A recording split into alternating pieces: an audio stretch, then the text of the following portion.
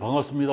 이기훈이라고 합니다. 저는 과거에 한국생산성본부에서 근무를 하면서 기업체 컨설팅 및 강의를 진행을 하다가 직장이라는 게 자기가 원하는 대로 잘 안 되더라고요. 그래서 제가 회장님한테 눈 밖에 나서 좋지 않은 타임이 있었는데 그때 고민을 했던 것이 회사를 이제 그만두고 싶은 마음이 굴뚝 같았는데 그만둘 수가 없더라고요. 왜냐하면 회사에서 받던 급여를 퇴사를 했을 때 볼 수 있다는 게 쉽지 않겠다라는 생각이 들더라고요. 그때 이제 고민했던 것이 회사에서 받던 급여를 내가 볼 수 없다라고 한다면 회사에서 받던 급여가 내 몸값보다는 인플레되어 있었다는 것이죠. 그거를 잘 몰랐었던 거죠. 그래서 이제 뭐 후배가 제 위에 상사로 올라가고 저는 승진 누락되고 또 후배보다 월급을 적게 받으니까 속된 말로 이제 열받죠. 열받았는데 자존심도 많이 상하고 제 자존심을 회복하려면 제가 회사를 그만둬야 되는데 그만둘 수 있는 역량이 모자라더라고요. 그때 이제 뼈저리게 느꼈었죠. 그래서 그때 이제 방황을 좀 하다가 어떻게 해야 될 것인가. 제가 회사를 그만두려면 회사를 그만둘 수 있는 능력이 있어야 되는데 그랬지 못했다는 것을 굉장히 이제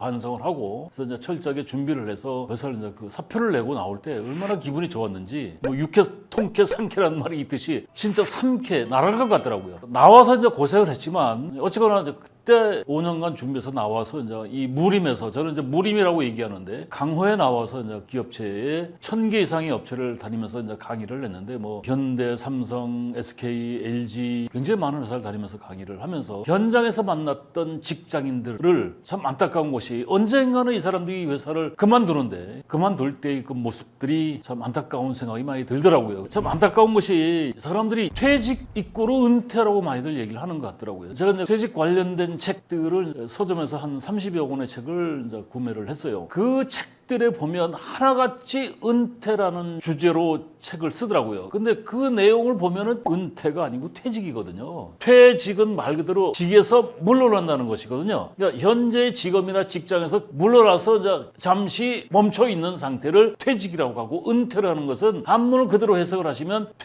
물러나서 숨는다라는 뜻이에요. 직장을 어쩔 수 없이 그만두고 나와서 한가로이 지낸다라는 뜻이죠. 그러니까 은퇴라는 이야기는 백수라고 생각하시면 돼요. 직장인은 입사와 동시에 언젠가는 퇴사를 합니다. 사람도 태어나면 언젠가는 탄생과 동시에 죽음으로 가는 게 운동체라고 할 수가 있는데 기업도 수명이 30년밖에 안 돼요. 기업이 창업해서 30년 넘기기가 쉽지가 않습니다. 그래서 직장인은 어느 시점에 퇴직을 했는데 은퇴라는 시점이 있습니다. 근데 퇴직과 은퇴의 그 갭 차이는 분명히 시간이 존재하는데 그것이 상상을 초월할 정도로 굉장히 많은 시간이 존재합니다. 보통 요새 신입사원이 입사할 때 27세에서 30 초반, 그러니까 평균 한 30이라고 잡고 며칠 전에 신문에도 나왔는데 지금 대졸자들이 취업을 하는데 근 1년을 대기하더라고요. 1년에서 1.5년. 그러니까 30에 취업을 해도 가문의 영광이 될 수가 있는데 그 30에 입사를 해도 주된 직장, 한번 입사해서 그 직장에서 장기 근무하는 그 기간이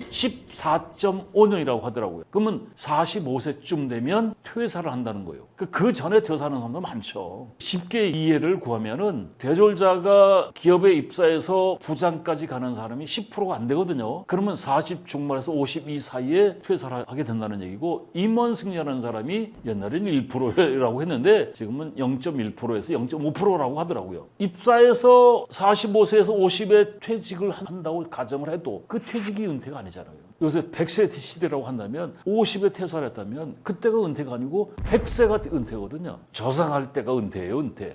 그럼 50년이라는 갭이 있거든요. 장수가 축복이어야 되는데 저주가 되는 세상이 돼버렸어요. 그래서 45세, 50세에 퇴사를 한다고 한다면 이 사회적 비용이 굉장히 심각합니다. 그래서 국가가 나서서 퇴직자 교육을 의무화시켜서 법정 교육을 한다고 하는데 지금 기업에서도 교육 담당자가 젊은 친구들이잖아요. 뭐 대리 2급 정도 되는 친구들이 이제 올해 퇴직자가 64년생들인데 64년생들한테 지금 대리들 해봐야 어찌 보면 아버지 내지는 조카 삼촌뻘이 되는 양반들한테 그 사람들이 퇴직 이후에 프로그램을 설계한다는 게 말도 안 되는 얘기죠. 더 안타까운 것은 퇴직해야 될 그 사람들도 퇴직 이후의 삶을 잘 모르는 것 같아요. 그 심각성을. 더 안타까운 것은 강의하는 강사도 잘 몰라요. 교육생들보다 나이가 어린 친구들이 가서 생애 설계 강의를 해요. 앞으로 퇴직 이후에 이렇게 살아라. 이게 말도 안 되는 짓거리를 하고 있는 것 같아요. 제가 2022년도에 퇴직자 컨설팅 정부 사업을 가지고 제가 컨설팅을 몇 개 회사를 했어요. 하고 거기에 이제 강의를 같이 했는데 롯데 계열사, 뭐 GS 계열사 몇 개 회사들 22년도에 62년생들한테 이제 강의를 하는데 그 띠동갑인 양반들이 강의를 하더라고요. 이 62년생들이 그때 이제 환갑 나이였는데 그 사람들보다 띠동갑이면 한 50 언저리 있는 사람들이 선배들한테 퇴직 이후의 삶이란 얘기가 뭐예요? 이렇게 형님들 이렇게 살아야 된다는 얘기인데 십수년 경험해보지 않은 친구들이 그 사람들한테 그 강의를 하니까 그 공감대가 형성이 안 되는 거죠. 제가 읽은 책 중에 스탠퍼드 대학에서의 마지막 수업은요, 학생들한테 마지막 강의가 현명한 퇴사법을 강의를 해요. 우리는 이제 정년한 사람들한테 퇴직 강의를 시킨다고요. 퇴직자들도 심각성을 모르고 어떻게 지내게 되냐면 이벤트에 이벤트. 그냥 그 퇴직자들 정부에서 법정교육을 시키니까 버스 불러다가 지방에 농장 견학하고 온천 가서 목욕하고 그리고 시간 때우고 그 제가 GS 그 강의를 갔는데 그 대상자가 80명인데 담당이 한 3년에서 정년하는 사람이 일반적으로 기업체에서 60 정년까지 가는 사람들은요 사무 직군, 관리 직군에 있는 사람들은 없어요. 좋은 회사들, 제조업 중에 규모가 크고 좋은 회사들이 공고 졸업해서 3, 40년 근무하고 정년까지 가는 사람들, 이 사람들이 복받은 사람들인데 그 사람들이 퇴직 이후의 삶 뭘 알겠어요. 그러니까 지방에서 근무했으니까 또 40년 근무했으니까 퇴직 이후의 삶도 먹고 사는데 큰 걱정이 없는 사람들이에요. 근데 세상살이가 퇴직 이후에 돈 가지고 살아가는 게 전부라고 생각하는데 그게 큰 오산이거든.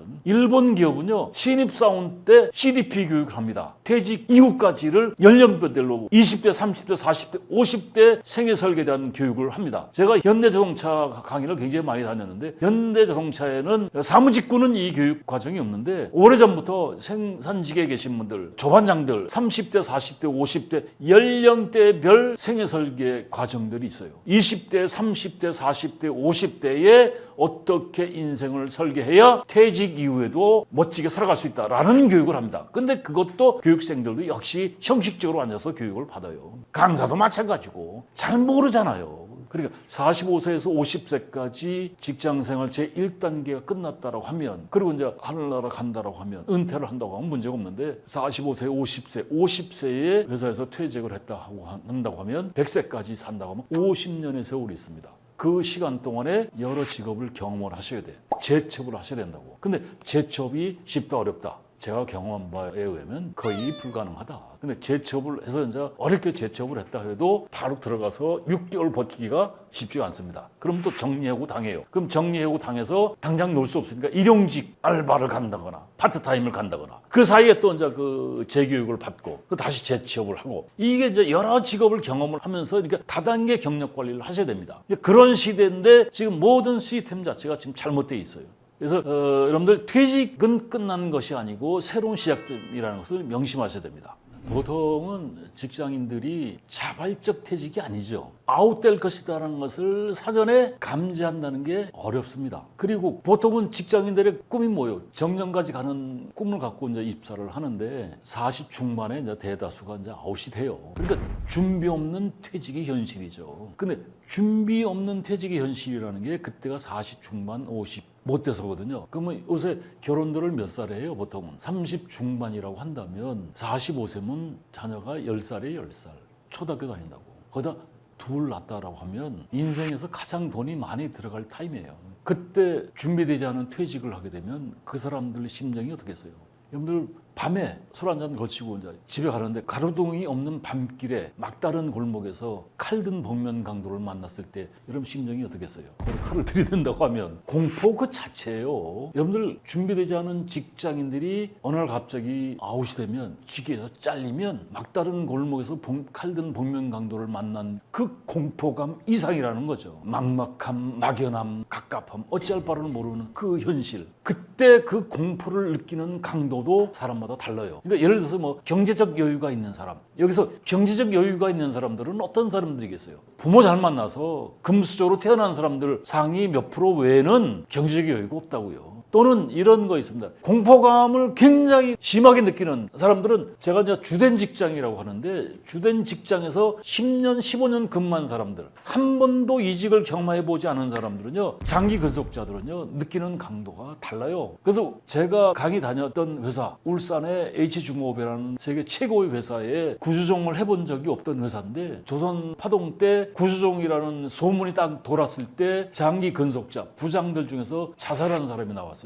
그 사람이 대상이 된 게 아닌데도 그런 공포감을 느껴요. 또 상대적으로 이제 그 이직 경험이 풍부한 사람들, 구주종을 많이 당해서 왔다 갔다 해본 사람들, 다른 회사로 왔다 갔다 했던 사람들은 그런 공포감을 상대적으로 느끼지 않겠죠. 그래도 경제적인 여유가 있는 사람들은 더더욱 뭐 그럴 수 있지 준비를 하겠죠. 그래서 중요한 것은 직장인들 대다수가 퇴직을 하게 되면 7, 80%가 80대까지 생활비를 벌어야 되는 게 그것이 현실입니다. 그래서 제가 퇴직자들이 경험할 수밖에 없는 흐름이 있어요. 이게 제가 만든 공식인데 퇴직을 하게 되면 재취업을 해야 돼요. 근데 재취업이 쉽다 어렵다. 현실적으로 저는 이제 극단적으로 얘기하는데 현실적으로 거의 불가능하다. 그래서 조금의 여지를 둔다면 어렵다. 일자리가 없습니다. 거기다가 고급 일자리가 없어요. 왜? 퇴직 구조종 정리후 대상자들이 보통은 대기업이든 중견기업이든 중소기업이든 고급 간부들은 항상 구조조정의 대상들이야. 왜? 인건비 절감하려고 하는 게 보통 일반적으로 기업의 경영의 첫 번째거든요. 근데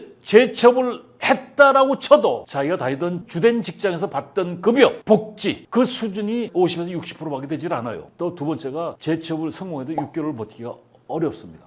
재취업을 해도 정리해고, 일용직 이런 식으로 쭉 흘러가다 보면 결국 생활비가 모자랄 수밖에 없어요. 그 생활비 감당이 안 돼서 이제 재취업을 하게 되면 이제 창업에 또 몰리게 되고, 그래서 퇴직자의 현실은 결국 코너에 몰릴 수밖에 없다는 것이 그 현실인데 회사도 당사자도 잘 모른다는 게 참 안타깝습니다. 여러분들 젊을 때부터 죽을 때까지 준비해야 될 게 뭐냐면 첫 번째가 건강이에요. 건강은 있을 때 건강 관리를 하셔야 돼요. 젊은 사람들은 건강 관리 잘해라. 그게 인사치레로밖에 안 들리죠. 근데 여러분들 그 젊은 사람이라고 해도 아마 알 거예요. 그 어르신들이 하는데 아유 저 누구 엄마 살만하니까 돌아가셨어. 노후에 잘 살겠다고 뭐 그냥 안 먹고 잘 안 쓰고 자기 몸 돌보지 않고 자기 몸을 혹사한 거야. 그리고 이제 살만하니까 몸은 이제 망가져서 이미 이제 아내가 다 썩어버린 거예요. 암 걸리고. 그래서 어느 날 갑자기 이제 심근경색으로 죽거나. 건강은 젊거나 늙거나 늘 관리를 해야 되는 거예요. 그 퇴직 전이든 퇴직 후든. 그리고 두 번째가 뭐냐면 태어나면서부터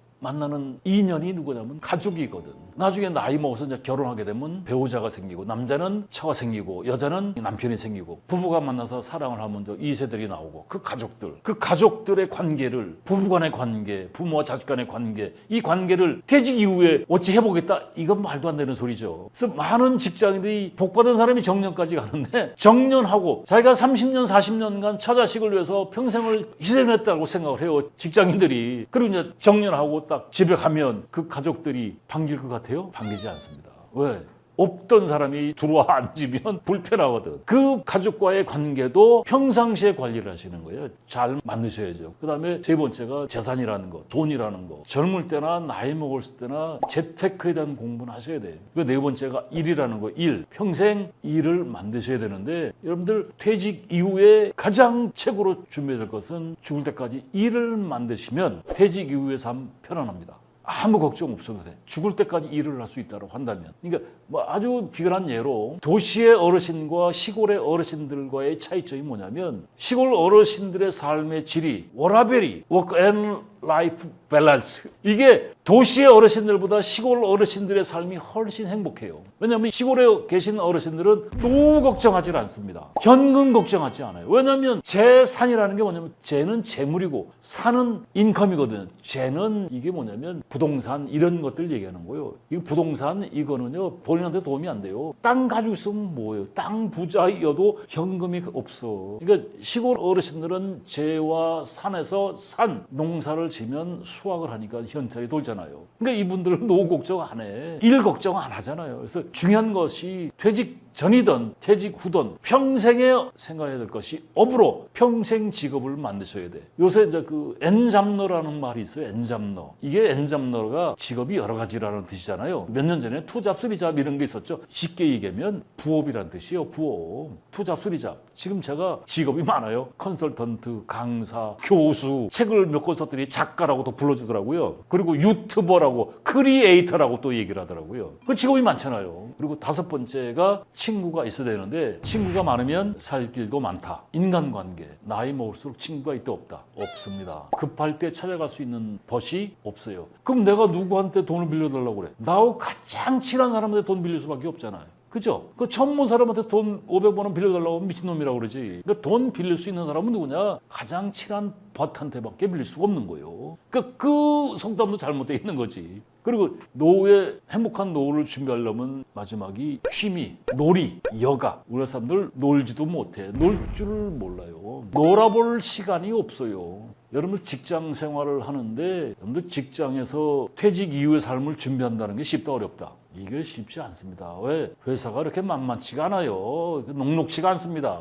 딴짓하는 놈 다 보고 있어. 진짜 죽이 살기로 일해도 너 나가 하는 판인데 너 그만둬라고 하는 판인데 딴짓하는 놈들 안 보겠어요? 여러분 사업하는 사업가들이 장사꾼들이 그거 모르겠어요? 놀아본 사람이 노는 거잖아요. 그죠? 요새는 거의가 맞벌이란단 말이죠. 생활 여건을 줄일 수밖에 없어요. 그래서 생활비 때문에 몰려가게 되는 게 이제 창업이라고. 그 창업을 하는데 요새 사람들은 제가 강의 중에 물어봐요. 창업하면 몇 프로 망한다? 100% 망한다고 얘기를 합니다. 사람들이. 그 교육생들이 그렇게 얘기를 해요. 나이 먹은 사람들이 그렇게 얘기한다고. 근데 분화방처럼 나방들이 불쏘로 뛰어 들어가듯이 들어가요. 창업을 합니다. 자영업 창업. 왜? 울며 겨자 먹기로 생활비 때문에 어쩔 수 없이 창업을 하는 거예요. 그러면 결론은 뭐예요? 창업 실패로 가요. 동네 고깃집들 있죠. 고깃집. 요새 서울에서 고깃집 하나 차리는데 3억에서 5억이요. 영세업이 아닙니다. 저는 이제 프랜차이즈 창업하는 사람들, 프랜차이즈 창업하는 이유가 뭐냐면 창업하기 쉬우니까 창업하는데 저는 그 좀 생각을 다시 한번 해보라고 대놓고 얘기는 못 하겠습니다. 그래서 왜 프랜차이즈 업에 종사하는 사람이 굉장히 많으니까. 근데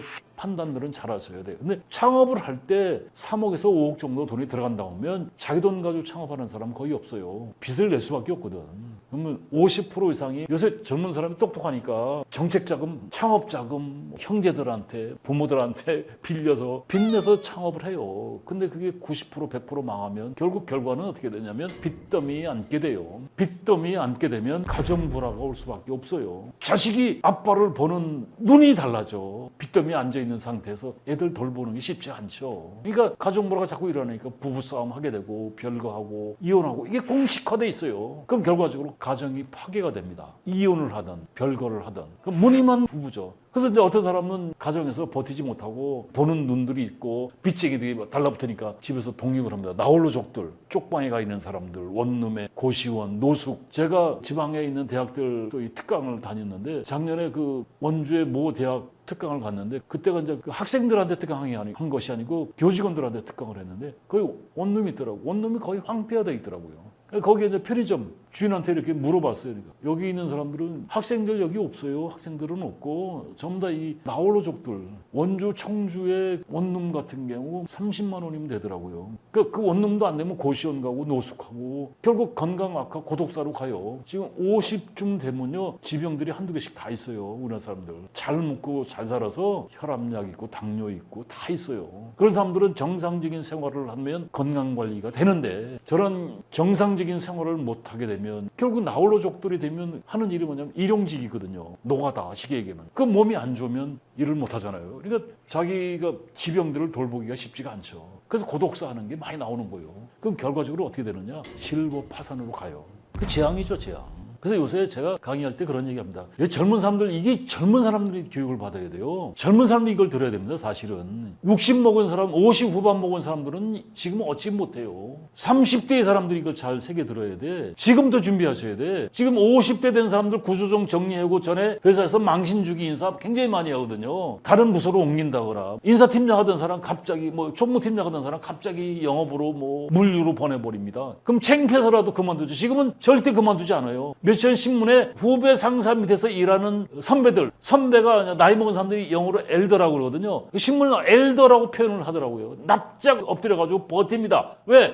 회사는 전쟁이지만 퇴사는 지옥이거든. 그 선배들에 의해서 학습 효과를 많이 봤어요. 퇴사해서 제첩에서 흘러가다 보면 결국 울며 겨자 먹기로 창업을 하고 빚더미 앉게 되고 흘러 나홀로족 그다가 실버파산으로 간다. 재앙이란 말이죠. 서울역 노숙자가 옛날에는 영등포 뭐 시청 앞에 그 종로 3가 서울역 청량리 이런 데 보면 그 당시에 노숙자들의 90%는 인생의 흐름이 그렇게 갈 수밖에 없었던 사람들이 대다수였던 사람들이 거기가 초등학교 졸업한 사람들이고 결손가정 출신들이 노숙자들이었어요. 지금은 현재 노숙자의 50%가 창업해서 빚더미 앉아서 실버 파산으로 가서 노숙을 간 사람들이 대다수예요. 그러니까 술과 친구하고 버타는 사람들. 창업은 재앙이다. 공부를 해보니까 이게 보통 심각한 게 아닌 것 같더라고요. 그래서 결론은 창업하지 마라. 그 최선인데 어쩔 수 없이 창업한다라고 하면 신중해라. 기다려라. 못 견디겠으면 빚내서 살아라. 그리고 공부해라. 세상을 공부해라. 여러분들 재취업 쉽지 않고 창업 90% 이상이 망하는데 그래서 제가 창업하지 마라. 그래도 안 되면 힘들더라도 차라리 택시 운전을 해라. 개인 택시를 구입하는데 자격이 없으면 자격을 만들면 되고 개인 택시를 제가 하라는 이유는 젊은 사람은 한 50쯤인 사람들은 월 4,500원 벌 수가 있어요. 요새는 부재가 없어졌어요. 이틀 일하고 3일째 놀고 아니고 한 달 내내 일을 할 수가 있어요. 밤낮 24시간 일할 수도 있어요. 근데 젊은 사람은 체력이 되기 때문에 본인들이 손님을 태우는 테크닉만 붙으면 4,500원 너끈히 번다고 하더라고요. 차라리 개인 택시 사장이 되라. 택시는 망할 일이 없잖아요.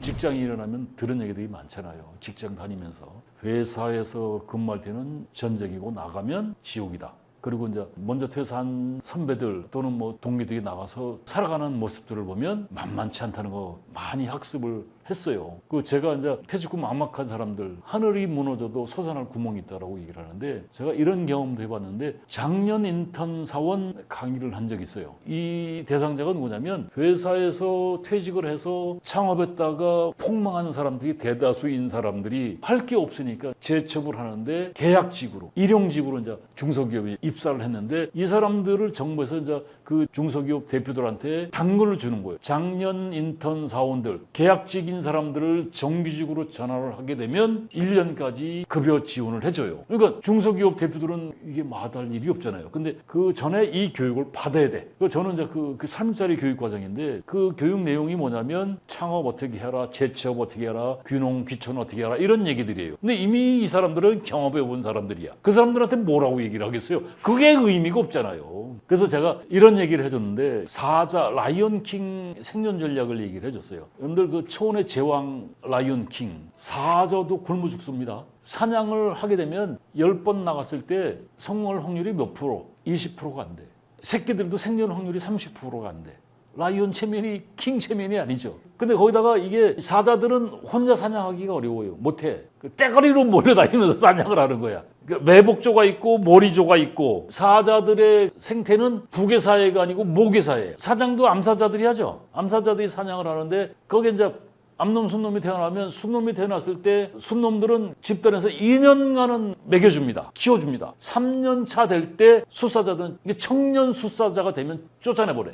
그러면 청년 숫사자라고 한다면 사람으로 말하면 힘이 가장 좋은 때예요. 에너지 넘치고. 근데 그 청년 수사자들이 집단에서 이제 쫓겨나면 어쩔 수 없이 독립을 하게 되는 거잖아요. 독립을 하게 되면 가장 힘 좋은 청년 수사자들이 1년 안에 50%가 죽습니다. 초원의 제왕 라이온 킹. 그것도 가장 힘이 센 청년 수사자가 집단에서 쫓겨나면 1년 안에 50%가 죽는다. 이 미물도 생존 전략이 있다는 거예요. 100% 생존하려면 어떻게 되냐면 첫 번째가 짝을 찾아야 돼. 그러니까 혼자보다는 두 마리보다는 세 마리가 뭉치게 되면 어때요? 생존할 확률이 높죠. 그래서 청년 수사자들이 생존 전략으로 택하는 것이 첫 번째가 짝을 찾습니다. 그래서 형제끼리 순놈 집단에서 사촌이든 친형제든 간에 이렇게 같이 두 마리 세 마리 나오면 얘네들은 복받은 애들이지. 근데 혼자 쫓겨났다고 하면 혼자 떠돌이끼리 만나야 돼. 그래서 동반자를 찾아야 생존할 확률이 높죠. 그러면서 몸을 키워내서 이제 그 기존의 사자 왕국에 도전을 합니다. 그러니까 본인들이 역량 개발을 해야 되는 거예요. 그 사람으로 말하면 이제 자기 개발, 역량 개발을 하는 거죠.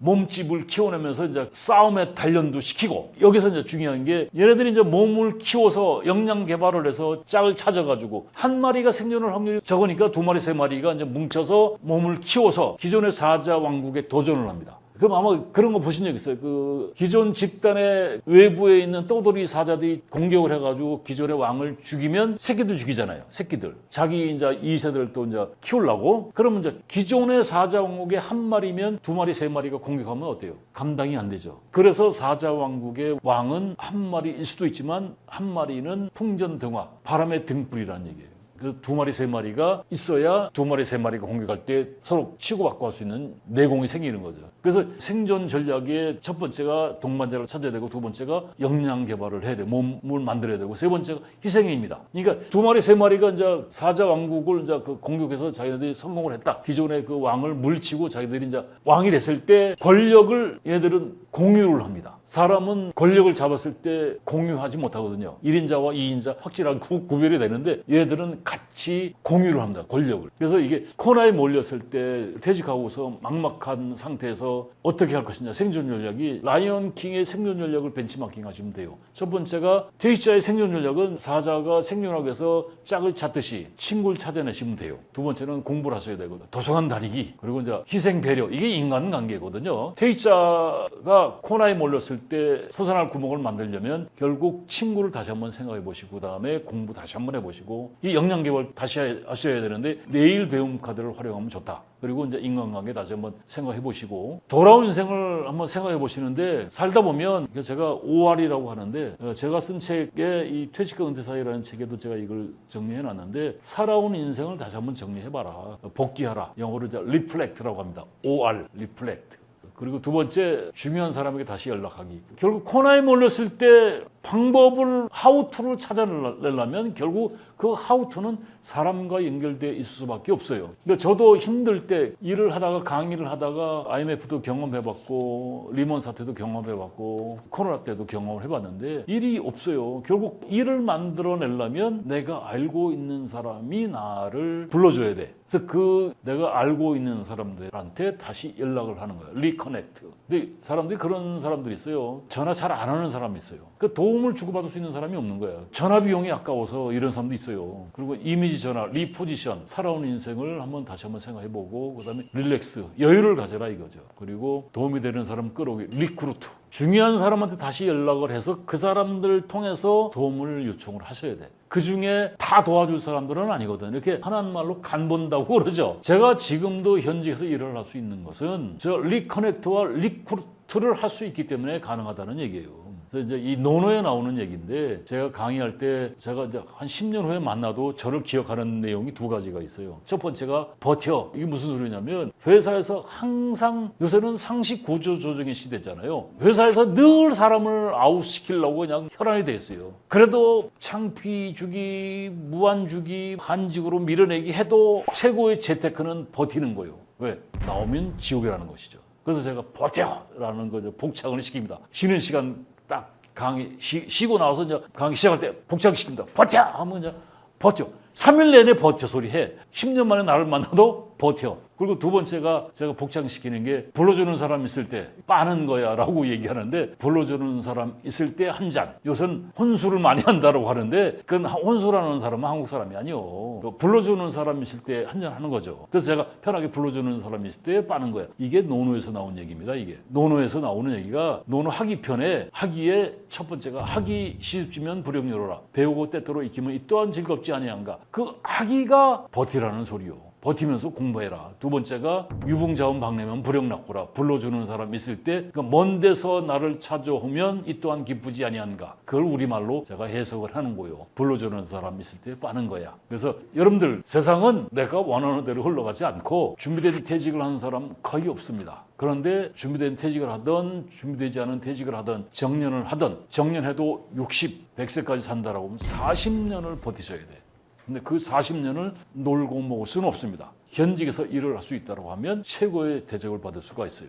거기에 기본은 누군가 자꾸 좀 불러줘야 현직에서 있을 수가 있고 불러주는 사람한테 나의 실력을 보여줘야 유지가 되는 거죠. 그게 인간관계가 되는 겁니다. 은퇴도 아니고 나이 먹어서 취미가 왜 필요한지. 나이 먹어서 좀 고통스러운 게 몇 가지가 있어요. 첫 번째가 고생하는 거, 두 번째가 냉대받는 거, 주변에서 대접받지 못하는 것, 세 번째가 고민하는 것, 네 번째가 한가한 것. 이렇게 또 얘기하는 사람도 있습니다. 질병, 누구나 아프죠. 그리고 빈곤, 그리고 세 번째 무의도식 한다고 그러죠. 할 일 없이 노는 거. 네 번째가 고독이라는 소리를 하더라고요. 그래서 취미를 왜 찾아야 되느냐면 나이 먹어서 한가한 것, 이게 참 쉽지 않아요. 이게 가장 고통스러운 겁니다. 제가 저희 집 뒤에 봉산이라고 있는데 이게 서울 둘레길 중에 한 코스예요. 제가 이제 컨디션이 안 좋으면 뒷산을 이렇게 자주 오르는데 올라가 보면 거의 동네 어르신들 다 모였어. 운동하시느라고. 어르신들 뭐 벽치기 하는 사람도 있고 하여튼 운동하는 게 아주 여러 가지요. 근데 하루는 이제 비가 살살 오는데 제가 이제 올라갔더니 한 양반이 이제 불편한 몸을 이끌고 올라오시더라고요. 근데 이 양반이 이제 한 70 초반쯤 된 것 같은데 풍을 맞으신 거죠. 몸을 끌고 이렇게 이제 정상적인 걸음은 아니죠. 이렇게 아주 어눌한 걸음으로 올라오시더라고요. 그러니까 한 양반이 이제 알고 지내는 사이니까 아유, 김영 지금 이 비 오는 날 넘어지면 큰일인데 어떻게 오셔? 집에 계시지? 그러니까 이 어르신이 뭐라고 얘기하냐면 여기 왔다 가지 않으면 하루를 보내기가 힘들어라고 얘기를 하더라고요. 저는 그게 가슴에 와닿더라고요. 잠자는 시간 빼고 밥 먹는 시간 빼고 24시간 중에 12시간 빼고 12시간을 보낸다는 것이 이게 보통 힘든 일이 아니죠. 취미를 찾으실 때 고려할 것이 첫 번째가 뭐냐면 주문의 사정을 고려하셔야 돼. 취미생활은 돈이 들어가는데 취미라는 게 뭐예요? 취미, 좋아서 하는 일이거든. 미가 뭐예요? 만미자에 만미. 재미를 느끼지 않으면 취미를 못해요. 그리고 취미는 자기한테 맞는 취미를 찾으셔야 돼. 자신이 하고 싶었던 놀이를 한번 찾아보세요. 우리나라 사람들은 정말 잘 노는 사람들이 원래 어릴 때 밥 먹으라 하도 밤늦게까지 놀아. 그랬던 한국 사람이 직장 생활 하다가 어느 날부터 노는 걸 몰라. 놀아본 적이 없거든. 그 노후에 정말 한심한 것 중에 가장 대표적인 건 뭐예요? 한가한 것. 그 친구가 있어 없어요. 그래서 저는 동호회에 꼭 가입하셔라. 동호회에 가입하시면 노후에 새로운 친구를 사귈 수가 있습니다. 첫 번째가 제가 이제 추천하고 싶은 것은 독서, 책 읽기, 도서관에 다녀라. 구립도서관, 시립도서관, 동료도서관 굉장히 많습니다. 여름철에는요 에어컨 빵빵 나오잖아요. 돈도 안 들어. 거기에 도서관에 가면 뭐가 보인다? 인생이 있습니다. 그래서 신문, 잡지, 책 구입 안 해도 됩니다. 그리고 이왕 한번 독서하시는데 인문학 공부도 한번 해보세요. 공자, 노자, 장자, 사기 뭐 이런 것들. 근데 여기서 중요한 게 독서하는 요령은 좀 공부를 하시고 책을 보시라고. 자료 정리하는 요령. 이게 굉장히 중요한 이유가 뭐냐면 아까 취미를 선택할 때 고려해야 될 것이 첫 번째가 뭐라고 그랬죠? 경제적인 거, 돈. 두 번째가 뭐요? 자기가 하고 싶은 거. 세 번째가 동호회 활동을 해라. 독서 토론회 모임이 있습니다. 인터넷 들어가 보시면 또는 도서관에 가면 독서 토론회 같은 거 있습니다. 동호회를 하라는 이유가 뭐예요? 친구를 만날 수가 있거든. 독서하는 요령은 꼭 공부하시고 책을 보라 이거죠. 그리고 이제 두 번째가 글쓰기인데 여러분 정년이 없는 직업을 제가 하나 추천해 드릴게요.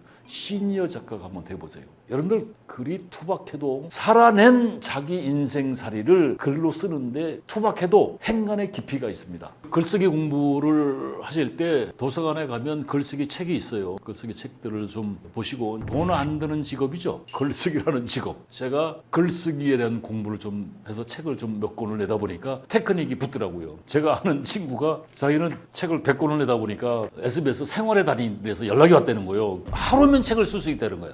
근데 방송 분량이 길어서 책에 SBS 생활의 달인에 못 나왔다라고 그러더라고요. 그럴 정도로 책을 100권을 내니까 요령이 붙은 거죠. 세 번째, 컴퓨터를 배워라. 컴퓨터하고 친구하는 것도 좋은 취미가 될 수가 있습니다. 컴퓨터를 제대로 공부한 사람이 없죠. 문화센터라든가 복지관 또는 유튜브에 보면 컴퓨터를 가르쳐줍니다. 또 학원에서 배우면 더욱 좋고 이 학원에서 배울 때 국민 내일 배움 카드를 발급받으시면 자기 돈 자부담 한 20-30%만 내면 돼요. 그래서 학원에 가서 이래서 인터넷 서치하는 거 각종 웹 사용하는 요령 이런 것만 배워보세요. 스마트폰의 세상이 있습니다. 스마트폰 교육하는데 3일 교육 과정이 있습니다. 이왕이면 파워포인트, 한글, 엑셀 이런 것도 거기서 배우면 좋고 제가 아주 좋아하는 선배가 삼성그룹에서 임원된 양반이 있는데 39에 임원됐으니까 대단한 양반이죠. 65세까지 현역을 했는데 30대에 임원된 사람이니까 자기가 문서 작성할 필요가 없잖아요. 자기가 일일이 PC할 필요가 없었던 거죠. 막상 나와서 자기가 컴퓨터를 하려고 하니까 인터넷 서치하는 것도 쉽지 않더라는 거죠. 그래서 이제 자기가 이제 컴퓨터 학원을 이제 돈 내고 다녔는데 세상이 여기 있더라. 컴퓨터를 제대로 배우니까. 그 컴퓨터를 제대로 배우시면 글쓰기, 독서 이 같이 연결될 수가 있어요.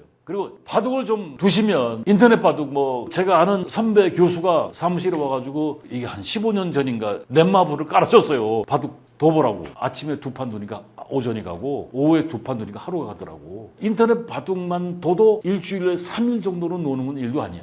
돈 들어갈 필요도 없죠. 근데 그걸 하려면 일단 컴퓨터를 배우셔야 돼. 독서라든가 글쓰기라든가 컴퓨터는 취미로 하시는데 돈 들어 안 들어. 시간 엄청 많이 보낼 수도 있고 돈 벌 수도 있죠.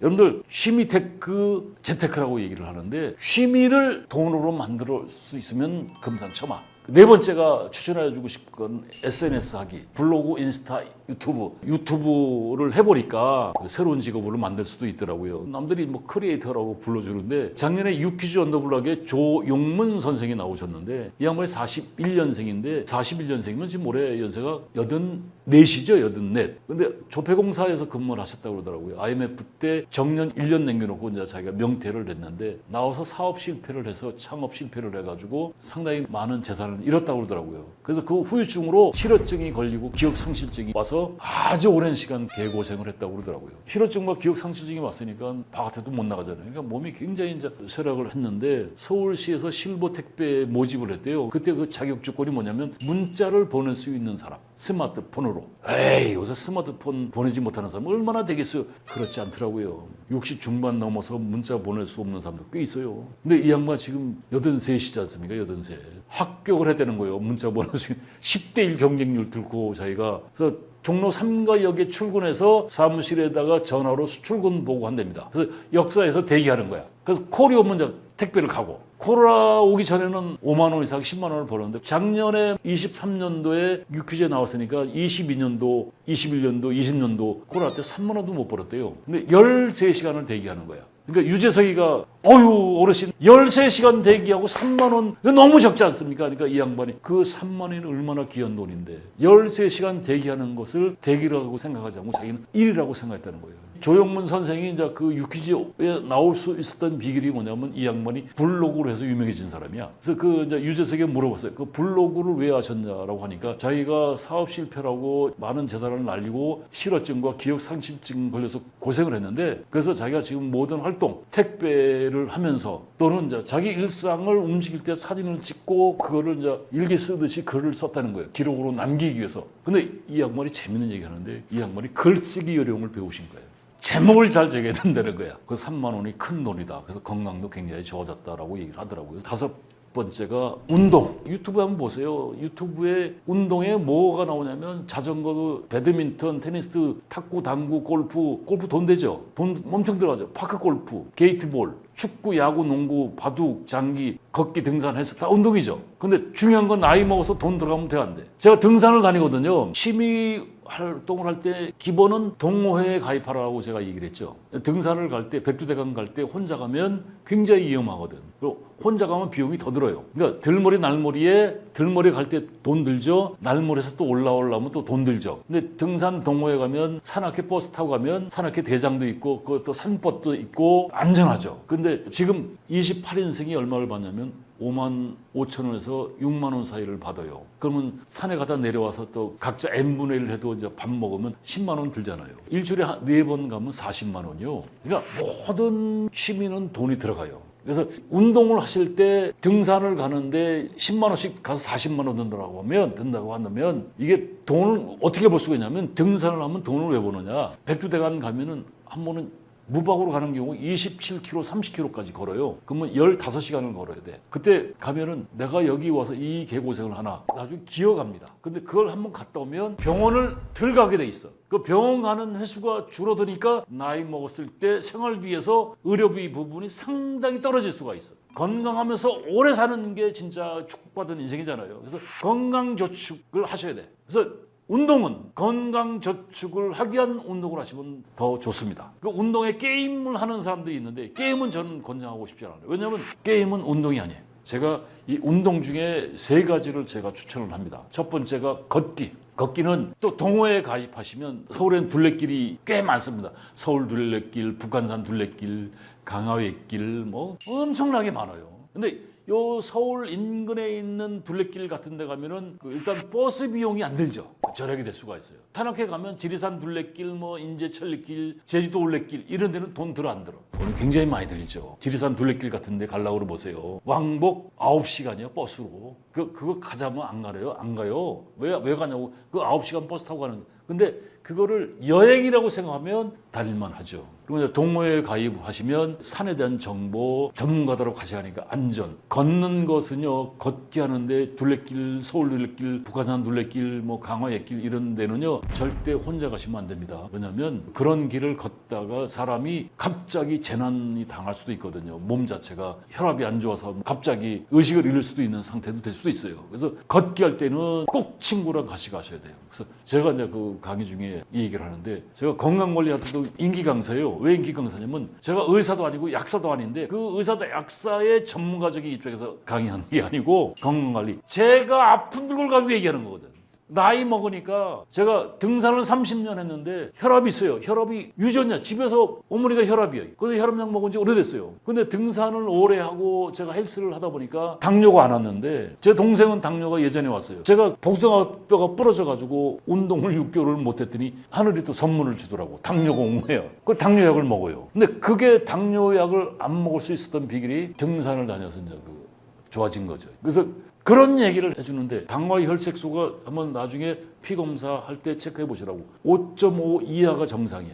6.0이 넘어가면 당뇨 전 단계야. 공복 혈당이 높다라는 것을 건강검진할 때 얘기하는데 그것이 왜 위험한가라는 얘기를 안 해줍니다. 그래서 저는 이제 강의 중에 복창시키는데, 누죽걸산, 제가 만든 말이에요. 무슨 말일 것 같아요? 누죽걸산. 누우면 죽고 걸으면 산다. 제가 운동한 것 중에서 제일 좋은 운동이 보니까 등산만한 운동이었습니다. 결국 나이 먹었을 때 가장 중요한 게, 질환 중에서 제일 무서운 게 심혈관 질환이에요. 혈관 질환이 오래되면 혈관이 다 안 좋아. 나이 먹어서 힘든 게 뭐 치매, 풍 이런 얘기 들어봤죠. 심근경색, 이게 다 혈관 질환이에요.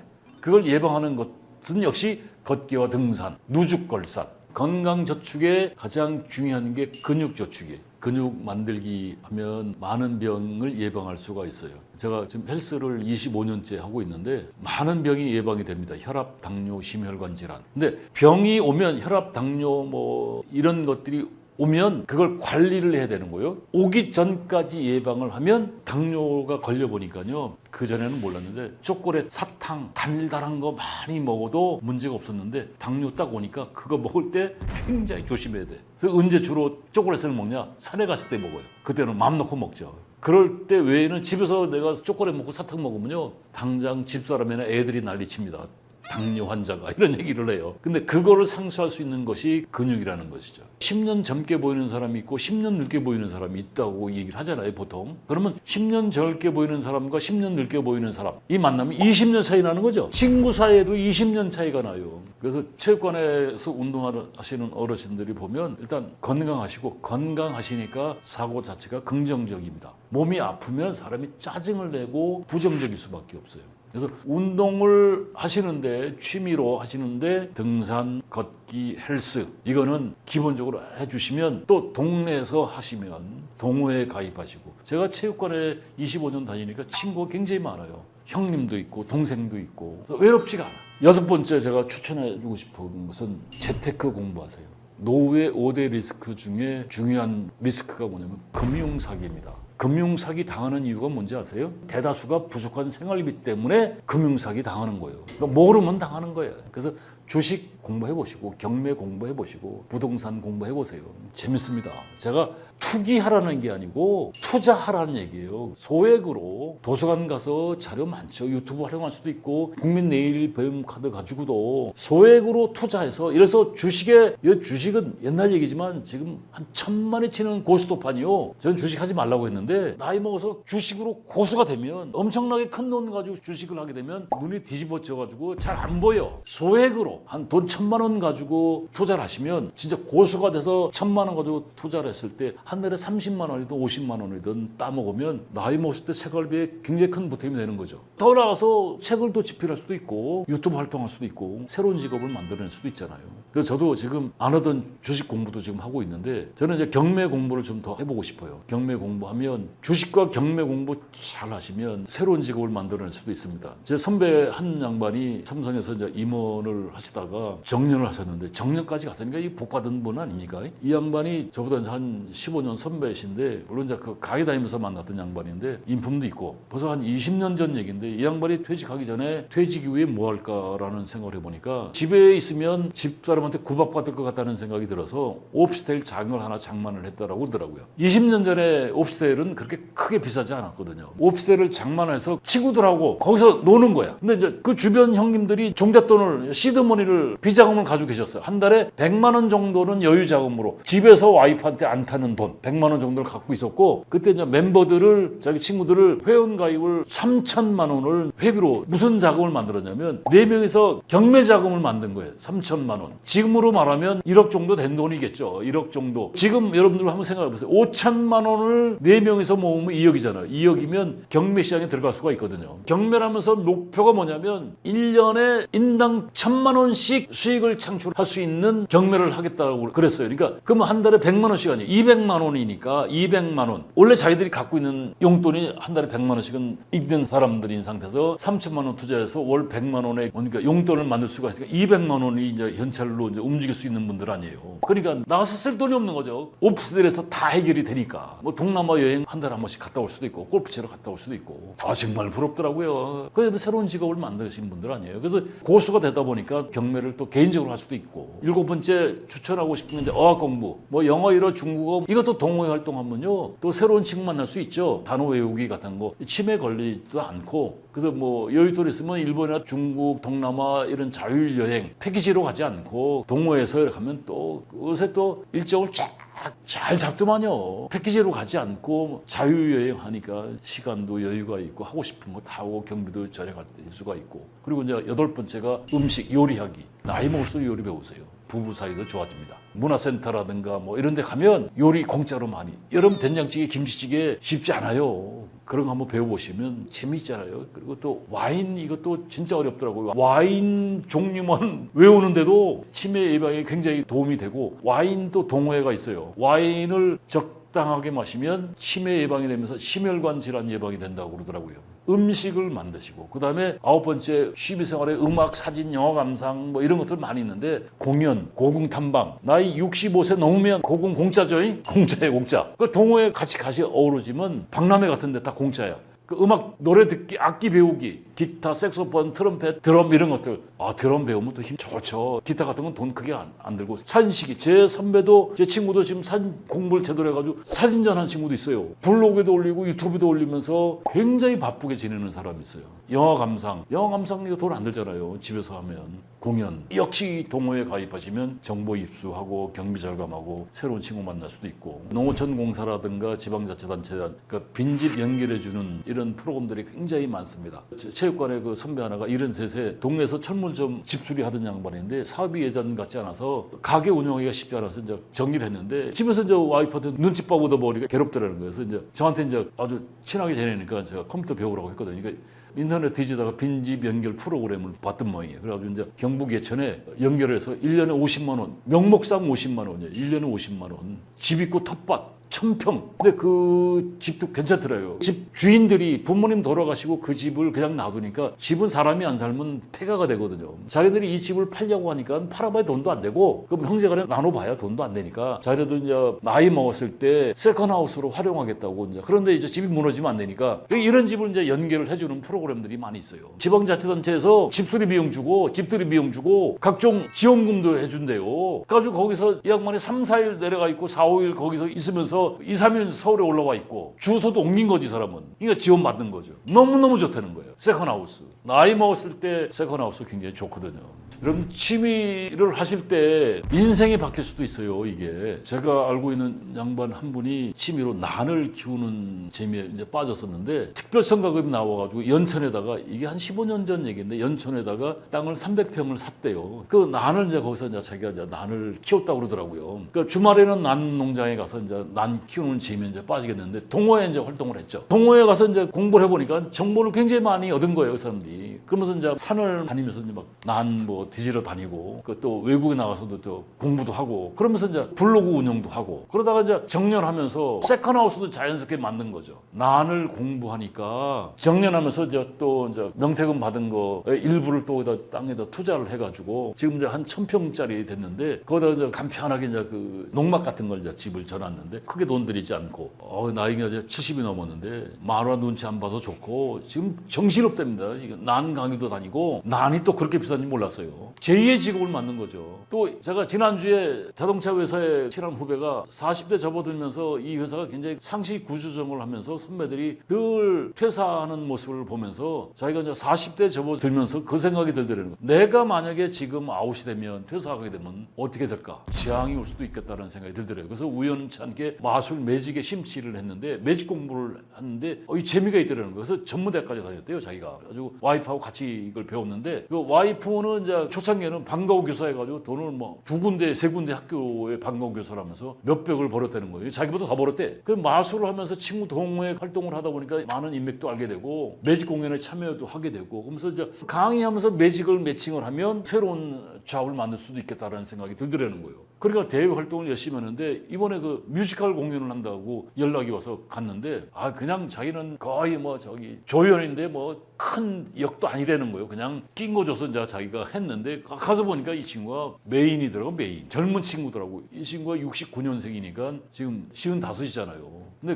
이제 그 30에서 40 친구들이 이제 그 같이 20대들하고 같이 이제 공연을 하는데 나중에 이제 다 끝나고서 이제 자기 소개를 하는데 부러워하더라고. 배우들도. 이 친구도 배우가 된 거지. 그래서 새로운 꿈을 자기가 가졌는데 자기가 정년하면 포차를 운영을 하고 싶다는 거예요. 음식도 잘하고 거기다가 이제 마술도 하지 노래도 잘하더라고. 그러니까 그걸 가지고 동호회 모임이 굉장히 있더라고요. 그래서 포차를 운영하는데 뭐 30명이 와서 그 하루 매출이 될 수도 있고 그런 생각을 하고 있다는데 취미를 연결하는 거죠. 또 제 친구가 사업하다 실패를 했는데 취미를 등산을 한 게 아니고 갈 데가 없어서 일주일에 2, 3회 정도로 북한산을 다니다가 산 친구를 만났는데 산 친구 중에 한 사람이 불광동 NC백화점에 이제 가구점을 했던 사람이 있는데 이 사람을 통해서 연결해서 이제 가구점을 한 거예요. 근데 이 가구점을 백화점에서 가구점을 차리면 몇 억이 들 거라는 생각들 하고 있는데 이 NC백화점은 그런 게 있었던 모양이에요. 그러니까 초기에 자기가 가게를 이렇게 레이아웃 하는데 들어가는 비용만 자기가 내고 판매하는 양에 이제 이렇게 나눠 먹는 걸로. 그래서 몇 억이 들은 게 아니고 자기는 2천만 원 들여가지고 이제 시작을 했는데 마침 그때 은평 뉴타운이라는 데서 새로 막 입주를 하면서 이제 수익도 짭짤해졌고 그래서 지금도 이제 가구점을 다른 데서 이제 하고 있는데 새로운 직업을 만든 거죠. 등산을 다니면서. 그래서 취미 생활을 하시면서 경제적인 여건도 생활해 보시고 동호회 가입을 하시고 자기한테 맞는 것을 선택을 하시면 제가 말씀드렸던 것을 제가 지금 추천한 이 취미는 그 3가지를 연결해서 제가 여러분한테 말씀드린 거예요. 그래서 새로운 직업을 만들어낼 수도 있고 장수가 축복이 될 수 있는 비결은 나이 먹어서도 일을 할 수 있으면 재미가 있습니다. 그런 취미 생활을 하시면 여러분 멋진 인생이 될 수가 있습니다. 걱정 안 하셔도 됩니다. 반갑습니다. 저는 이기훈이라고 합니다. 전에 한국생산성본부에서 기업체 강의 및 컨설팅을 했었는데 회사를 그만두고 나와서 교육 컨설팅 회사를 운영을 하면서 기업 강의를 약 30년 정도 했습니다. 우리나라의 현실이 좋은 대학 나오면 좋은 직장 들어갈 것이다. 그래서 내가 편안한 노후를 맞이할 것이다 라는 생각들을 가지고 있는데 지금 시대의 현실의 패러다임이 조기 퇴직을 시키는 것이 아니고 저희 세대도 40 중반 전후에 길거리에 내몰렸어요. 그때가 IMF였거든요. 54년 5년생들이 길거리에 내몰렸을 때가 45세. 그리고 2008년도 리먼 사태 65년생 전후들이었어요. 역시 45세. 2020년도에 75년생들 역시 45세 전후의 사람들이 길거리에 내몰렸습니다. 직장인들이 가장 익숙한 데가 어디냐면 회사거든요. 구조조정에 의해서 회사를 퇴직을 했을 경우에 그 익숙한 것과 결별을 하는데 자의에 의해서 하는 게 아니고 타의에 의해서 하게 되거든요. 그리고 이제 뭐 할 데가 없어서 낯선 곳에서 아침을 맞이 맞이하게 되는 모습들을 정말 많이 봤습니다. 그리고 그 사람들의 결론은 뭐냐면 거의 재앙 수준으로 갑니다. 우리는 전부 다 근면성실하게 살거든요. 가족을 위해서, 집안을 위해서, 처자식을 위해서 열심히 일을 하는데 어느 날 갑자기 길거리에 내몰렸을 때 너도 나도 할 것 없이 먹고 사는 걱정을 합니다. 그 이유가 뭔가라는 것을 여러분이 원초적으로 한번 생각해 볼 필요가 있는데 지금 무슨 시대입니까? 자본주의 시대거든요. 자본주의라는 뜻이 뭐예요? 자본, 돈이 주인인 시대라는 뜻이에요. 이게 사실 굉장히 무서운 말이거든요. 근데 우리나라 사람들은 황금 보기를 돌같이 하라 이런 교육을 받았어요. 돈이 주인인 시대라는 것을 여러분이 염두에 두시고 제 말씀을 좀 들어보시면 고맙겠습니다. 첫 번째가 뭐냐면 약 60%가 소득 부족입니다. 무슨 얘기냐면 돈을 못 번다는 얘기죠. 돈을 벌지 못하는 이유가 크게 제가 보니까 두 가지가 있더라고요. 첫 번째가 돈 벌 시간이 없는 거예요. 두 번째는 돈을 너무 적게 번다는 얘기예요. 그 이유를 제가 지금부터 아주 간단하게 말씀 좀 드려드리면 첫 번째 돈 벌 시간이 없다는 얘기는 너무 오래된 패러다임에 매몰되어 있다는 얘기예요. 자녀들 스펙 7종, 8종 세트를 만들어주기 위한 노력들을 굉장히 많이 하죠. 유치원생이 아침 8시에 일어나서 20, 밤 10시까지 스케줄을 소화를 해요. 하루에 약 20시간을 공부에 투자를 하는 거예요. 왜 이렇게 스펙에 이렇게 투자를 하게 되느냐? 좋은 대학을 나오면 좋은 직장에 입사를 하고 좋은 직장에 입사를 하게 되면 행복한 인생이 보장이 된다. 과연 그럴까요? 스펙 만들기 위해서 20년 이상을 투자를 하는데 스펙 투자 비용을 회수를 못하는 게 현실이거든요. 어렵게 입사한 직장에서 평균 14.5년을 근무한다고 하더라고요. 그러면 30에 입사했다고 하면 45이면 퇴직을 한다는 얘기거든요. 정년까지 하는 사람이 9.7%. 이게 거의가 구조정 정리하고 권고사직 명예퇴직에서 길거리에 내몰리는 사람들이 약 57% 정도가 된다는 얘기예요. 그렇게 투자를 했는데 좋은 대학 나와서 좋은 직장 들어가서 행복한 삶을 영위할 줄 알았더니 평균 근속연수가 14.5년밖에 안 되니까 결국 직장 생활이 짧다는 얘기예요. 돈 벌 시간이 없다는 얘기죠. 이게. 두 번째는 너무 적게 봅니다. 직장인의 55%가 월급이 300만 원 미만이라고 그러더라고요. 이게 여기저기 일간지에서 나왔던 얘기거든요. 지금 대학 졸업자들이 평균 취업 대기가 11.5년이라고 그러더라고요. 그래서 받는 첫 월급이 얼마를 받느냐? 200만 원 미만이 60%, 200에서 300만 원 미만이 35%. 그러니까 300만 원 미만이 95%라는 얘기예요. 이게 무슨 얘기냐면 고용 불안은 기본이고 정규직 일자리가 없다는 얘기예요. 300만 원 이상 받는 사람이 5.1%밖에 안 돼요. 세후면 250에서 260 정도밖에 안 돼요. 그럼 이 사람들 결국 뭐예요? 생활비가 모자랄 수밖에 없죠. 그래서 요새 N잡러, 옛날에 투잡, 수리잡 이런 얘기가 있었는데 여러 개 부업을 한다는 얘기예요. 직장인 10명 중에 8명이 N잡을 한다는 거예요. 부업을 한다는 거예요. 이유가 뭐냐? 월급 가지고 생활이 안 되는 거죠. 결국 N잡을 부업을 하는 것은 궁극적으로는 생계, 생활비가 있죠. 그래서 가장 큰 거는 경제적인 이유예요. 생활비, 노후자금, 경제적 여유. 그래서 지금은 퇴사 시대라고 하는데 부모님들이 자녀들한테 투자를 하는 이유가 좋은 대학을 들어가면 좋은 직장에 가서 내 자식이 행복한 삶을 영위할 것이다. 그러면서 우리 애들이 나의 노후도 조금은 보장해 주겠지라는 생각들을 갖고 있는데 그 자녀들이 남들이 선망하는 대기업에 입사하는 신입사원들이 1년 내에 30%가 퇴직을 한다고 합니다. 이게 실제 현상이에요. 이게 왜 그러냐면 비전이 없다는 얘기거든요. 회사에서. 우리 사람들이 정말 성실하게 살거든요. 알뜰히 아끼면서 절약하면서 지금 여러분들 갖고 있는 패러다임을 깨지 않으면 노후의 대다수가 생활비에 피가 마르게 돼 있어요. 노후에 이 가난하게 사는 또 하나의 이유가 뭐냐면 창업 실패, 두 번째가 금융사기, 중대질병, 네 번째가 황혼이혼, 다섯 번째가 자녀 리스크가 있습니다. 창업 실패, 창업이 거의 요식업이죠. 요식업을 하게 되면 몇 프로가 망해요? 90%. 그리고 두 번째가 금융사기. 노후에 조심할 것이 금융사기를 왜 당하느냐? 결국 모자라는 생활비 때문에 현혹돼서 당해요. 여러분들 보험회사, 은행, 증권회사, 금융권에 있는 회사들이 여러분을 위해서 있는 것이 절대 아니라는 걸 명심하셔야 돼요. 의사결정은 누가 하셔야 돼요? 여러분이 하셔야 돼요. 최종 책임은 결국 여러분이 당할 수밖에 없어요. 그리고 세 번째, 나이 먹으면 또 감당이 어려운 큰 병이 왔다라고 하면 집까지 팔아야 돼. 그래서 노후에 집 없는 어르신들이 굉장히 많습니다. 근데 부부가 둘 중에 하나가 아파도 그런 경우가 오지만 젊은 애들이 갑자기 큰 중대 질병이 걸릴 수도 있잖아요. 후배가 딸내미가 혈액암 18더라고요. 자녀 포기 못 하잖아. 그 부모가 안고 가는 거예요, 그거 다. 그리고 네 번째 황혼 이혼하는 경우가 있는데 지금도 노후의 생활비 때문에 걱정하는 사람이 80%인데 그 반을 쪼개보세요. 성질 죽이고 황혼 이혼하지 마세요. 그리고 자녀 리스크. 그러니까 미국 같은 경우는 자녀들 교육시킬 때 고등학교 딱 졸업하면 독립을 시켜서 부모가 돈 빌려주고 다 나중에 회수받고. 그러니까 애들이 미국의 자녀들은 사회 나오면 빚을 안고 나온다 그러잖아요. 근데 우리 부모들은 그걸 딱 안아주고 가잖아요. 그래서 뭐 캥거루족들이 대표적이라고 하는데 그런 리스크를 관리한다는 게 쉽겠습니까? 어렵겠습니까? 어렵다는 얘기죠. 작년 말에 나왔던 얘기인데 노후의 적정 생활비가 369만 원이라고 그러더라고요. 실상은 최소 생활비가 212만 원이라고 하더라고요. 지금 직장인의 60%가 300만 원 미만이라고 그랬죠. 월급이. 매스컴에서 나온 얘기예요. 그러면 세후면 250. 그랬던 사람이 나이 먹어서 적정 노후 생활비가 369만 원이래요. 분명히 뭐가 잘못되어 있는 거죠. 실제는 212만 원. 이것도 생활비가 어렵다는 거예요. 현실적으로 250만 원 벌던 사람이 생활비 212만 원 감당이 되겠어요? 안 되겠어요? 건강보험료, 전기세, 아파트 관리비, 보험료, 경조사비, 의료비용 이거 제가 한번 계산을 해보니까요. 370 나와요. 젊을 때도 돈 못 번 사람이 나이 60 넘어서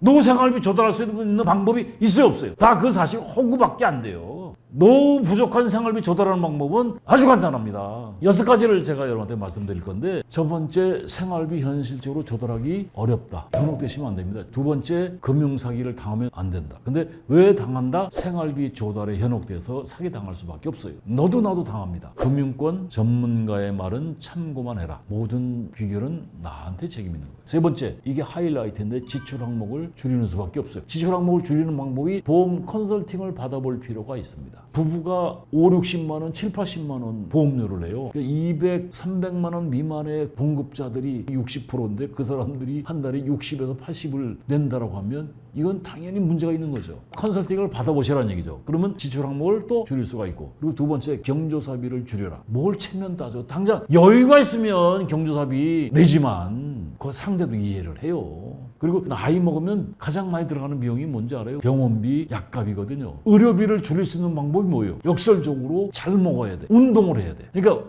저희 양반이 살만한데 갑자기 돌아가신다고. 무슨 얘기냐면 안 먹고 애끼고 어렵게 집 하나 장만해서 몸은 기다려주질 않아. 있으나 없으나 젊으나 늙으나 잘 먹어야 돼. 그래야 몸이 유지를 합니다. 잘 안 먹으면 결국 병원비, 약값이 들어가게 돼 있는 거예요. 병원비, 의료비를 나이 먹어서 줄일 수 있는 방법은 잘 먹고 운동을 하셔야 돼요. 근데 운동 잘 해요, 안 해요? 잘 안 합니다, 사람들이. 누죽걸산. 누우면 죽고 걸으면 산다. 10시간 산행하면 병원 2-3번 들어가는 거예요, 말하자면. 네 번째, 근로소득을 창출해야 한다. 일을 해야 된다는 얘기인데 65세만 넘어도 도시에서 일자리 찾기가 하늘의 별따기입니다. 설령 일자리를 구하더라도 자존심이 상할 정도의 보상을 합니다. 근데 반면에 시골에서는 일자리가 넘쳐납니다. 대우도 좋다. 그러니까 도시 어르신의 삶의 질보다 시골 어르신의 삶의 질이 훨씬 높습니다. 그러니까 시골 일자리가 많기 때문에 그렇습니다. 그러니까 시골의 어르신들이 보면 농사를 짓게 되면 농사는 부동산이죠. 농사를 짓게 되면 현금이 돌죠. 자녀들한테 손 벌릴 필요 있어 없어. 일을 하면 건강하거든요. 그래서 근로소득을 어떻게 창출할 것인가를 여러분 고민을 하셔야 돼요. 근로소득을 50만 원이면 은행에 2억을 예치한 것보다 훨씬 이자가 높은 거예요. 일을 하면 용돈 쓸 시간도 없고 용돈을 쓸 일도 없죠. 일하는 보람도 있고. 노인 일자리 검색을 여러분 한번 해보시면 한국노인인력개발원 노인 일자리 여기 또는 작년 오크넷 서울시 어르신 취업센터 이런 데 서치해보시면 한 달에 열흘 나가고 3시간씩 30만 원 준대요. 20일 나가면 80만 원 준대요. 근데 그런 일자리가 늘 있는 게 아니고 도시에서 일자리 찾기보다는 시골로 나가시면 일자리가 굉장히 많이 있다는 거 생각하시고. 다섯 번째, 자산관리를 잘해야 되는데 자산관리를 잘해서 노령연금이라든가 기초생활수급이라든가 주택연금이라든가 농지연금 이런 것들 공부하실 필요가 있어요. 기초연금, 사람들이요 집 있고 차 있으면 기초연금, 노령연금 못 받는다고 생각을 해요. 근데 제가 알았는데 그래서 기초연금이라는 것은 하위 70%를 주는 거예요. 동사무소 가서 신청을 하면 안 준대요. 집 있어요? 차 있어요? 그럼 안 돼요. 이렇게 얘기한다는 거예요. 그럼 모르면 그냥 오는 거죠. 주택연금, 불광역 빌라에 사시는 80대 할머니들이 굉장히 많이 있어요. 그 할머니들 이제 빌라에서 혼자 사시는데 할머니들 주택연금에 가입하시라고. 그러니까 10년 남짓에 한 달에 100만 원 갑자기 없던 100만 원이 통장에 꽂히면 삶의 질이 어떻게 되겠어요? 업되는 거죠. 100만 원씩 1년 써봐야 1000만 원이요. 10년 써봐야 1억이야. 그 사이에 집값이 올라 안 올라? 자녀 자녀한테 지금 2억짜리 집이면 2억 그대로 주고 갈 수가 있어요. 차액은 자녀들한테 가거든요. 그렇게 설명해도 거부하던 할머니 중에 한 사람이 실행을 하니까 거기다 부자가 된 거예요. 그리고 이제 시골에 가면 농지연금이 있어요. 시골 땅들 여러분 사면 안 됩니다. 얼마에 팔겠다는 말은 있지만 실제 매매가는 없어요. 왜? 매입하는 사람이 없으니까. 그래서 자녀들 상속이 되면 그걸 매각을 해야 되는데 팔질 못해. 왜? 땅을 사는 사람이 없거든. 그러니까 농지연금을 받아야 돼. 근데 그것도 농지연금공사가 따로 있어요. 거기에 자격 조건이 있어야 돼요. 그러니까 주소를 옮겨서 농사를 뭐 몇백 평 이상을 지어야 2년 이상 지어야 농지연금에 등록을 할 수가 있는 거예요. 얼마 전에 그걸 알았는데 경기 북부에 노인 생활 실태 조사를 나갔어요. 어떻게 생활하세요? 그러니까 할머니가 그러더라고요. 노인연금 할아버지 돌아가시고 기초연금 받고 공공근로 30만 원, 7, 80만 원 받는 거예요. 근데 가장 많이 들어가는 돈이 뭐냐고 물어보니까 병원비, 약값이래. 아까 얘기한 의료비. 그러니까 70만 원 가지고도 저축을 하신대. 369만 원이 적정 생활비라고 하는데 이 할머니들은 70만 원 가지고 병원비, 약값 쓰고 다 뭐 10만 원, 20만 원 저축을 하신다는 거예요. 그러니까 기초생활수급자가 되니까 지원비가 많다는 거지. 겨울에는 난방비가 돈 100만 원 지원이 된다는 거예요. 병원비도 상당 부분 지원되고. 그러니까 노후에 너무 걱정할 필요 없다는 얘기죠. 자산관리에 대한 공부를 좀 여러분이 할 필요가 있고 강력하게 얘기하는 것은 삶의 터전을 옮겨라. 노후에 병원 때문에 도시에서 살아야 된다. 이런 얘기 많이 하죠.